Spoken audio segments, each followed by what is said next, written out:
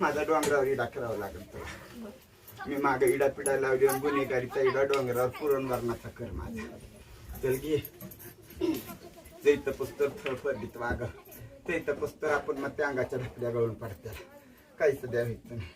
5 मंगळवार कर माझ्या.